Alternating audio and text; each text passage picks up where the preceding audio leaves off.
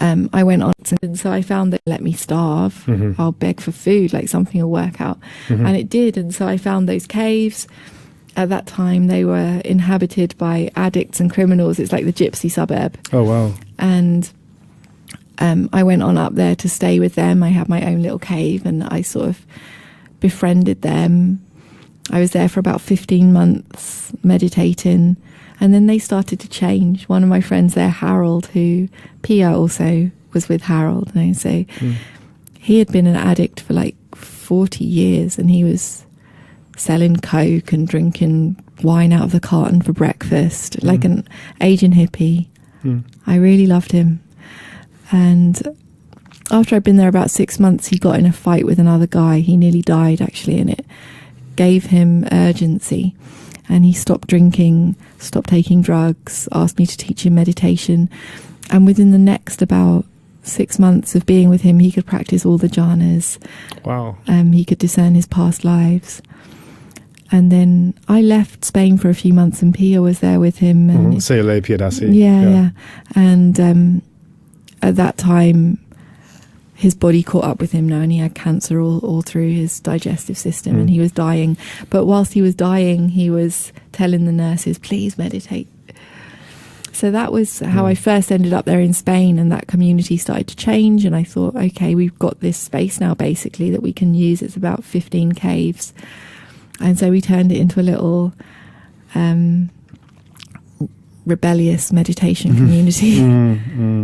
Beautiful times, really good times. I learned a lot there. Right. So concerning some of your intensive and solitary practice, and either in the caves in Spain or in the time in Douai, the scriptures describe monastic life in nature as occasionally occasionally including dangers, hardships, and discomforts. What were some of your experiences? I mean, I'm in my element when I'm alone in retreat. Now I love it. And so those kinds of things don't trouble me much. There in Douai, I don't know, there was snakes. There wasn't much hardships. It was beautiful. Really? Okay. It was the rainy season there, and we were in a little bamboo hut, and we had loads of space, and it was a beautiful 6 months of the life. There was one difficulty there, but I will have to tell you after we finish recording. Oh, okay. In the caves, it was the first time when I had been with no kapia. So I'm not sure if your audience will know what that means, but as a monastic, we don't hold money. But oftentimes we have someone nearby or in the same community who can hold money on our behalf. A layperson.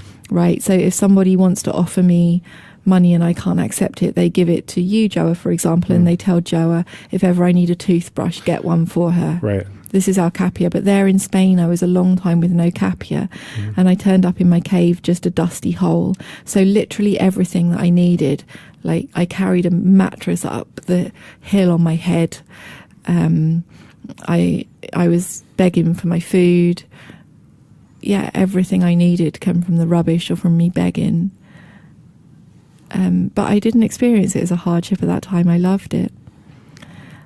And I was living with addicts and criminals. I was on the edge of the gypsy suburb, which is a violent suburb of Almeria.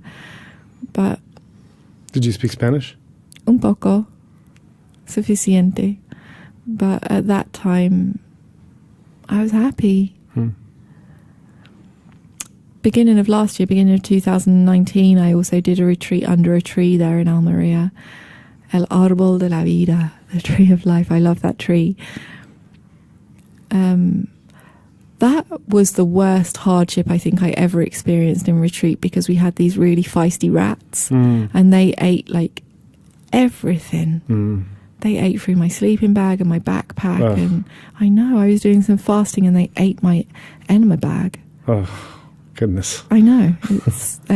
So that was an issue. But mostly I don't experience retreat time as hardship. I experience it as gift. Right.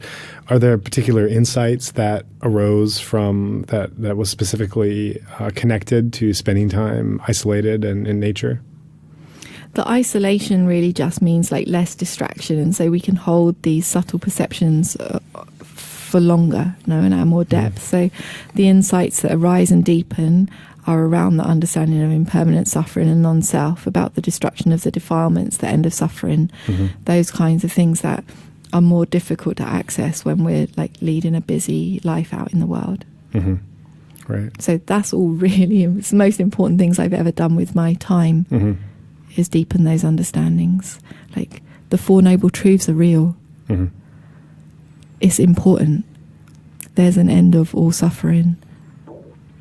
And so that, it's like the door out of the Truman Show. That's what you find in solitude. You can't get that when you're in the flow of believing in this self.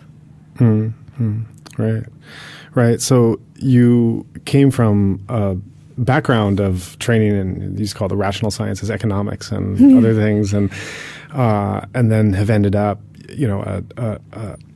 a penniless beggar in poor neighborhoods of Spain and Myanmar, sometimes as a nun, sometimes as a practitioner.